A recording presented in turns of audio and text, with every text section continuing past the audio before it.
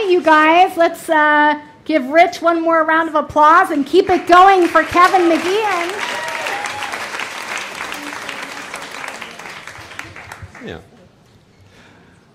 When I was a kid, I saw Raiders of the Lost Ark 30 times in the theater, and because of that, I always had a fantasy that when I was an adult, whenever I was faced with danger, I would handle it like Indiana Jones.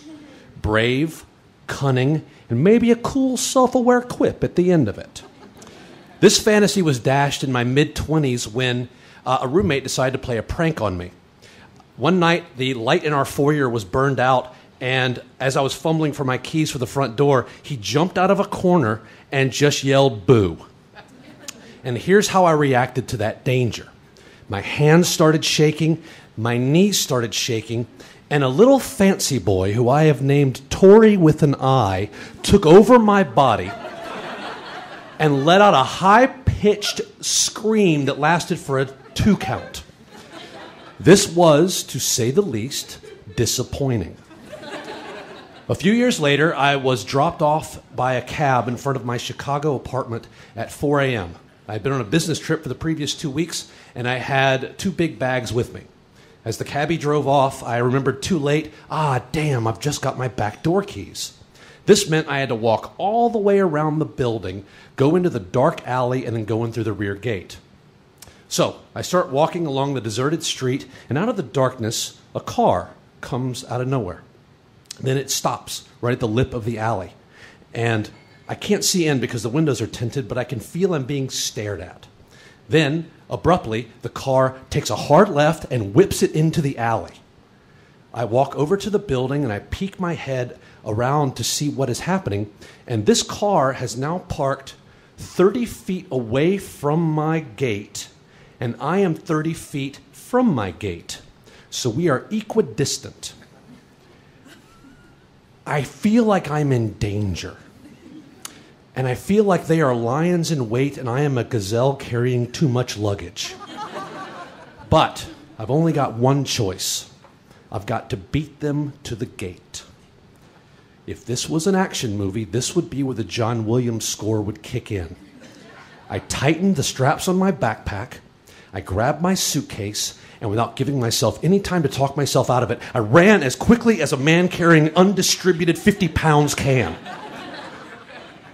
I reach the gate, I throw all of my stuff down, and I hear footsteps coming from the left. I start to jiggle my key into the lock, but it's one of those old locks where you got to find the sweet spot. And I finally get it until finally success. And then I hear the footsteps getting even closer. I throw all of my stuff inside the gate. I jump inside. I start to pull it closed. And then a big hand grabs it, slams it open. I am pushed into a corner. A gun is thrust into my side, and our transaction begins.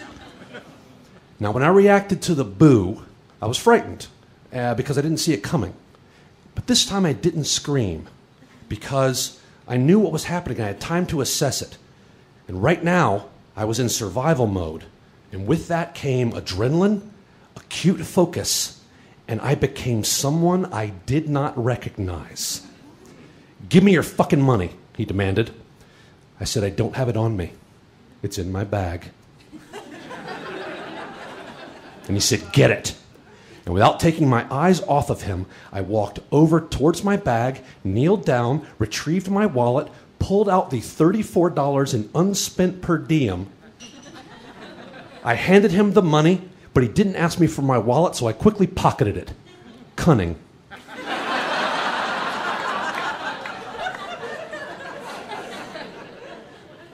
"Lie down on the ground," he said. All of my instinct told me this was a bad idea. And before I even realized what I was doing, I said, "Nope." And this really confused him because he trained the gun on my chest and he said, "Lie down on the ground now." And this person who was me at this moment said, "Would you?" "If you were in my position, would you?" Somehow he sensed the reason in my logic. Because without saying a word, he walked backwards, lowered the gun, ran out of the gate, and I heard the car drive off. Now, what I did in this next moment, I have no idea why I did. But as I was standing up, out loud, to no one, I said, "Pleasure doing business with you."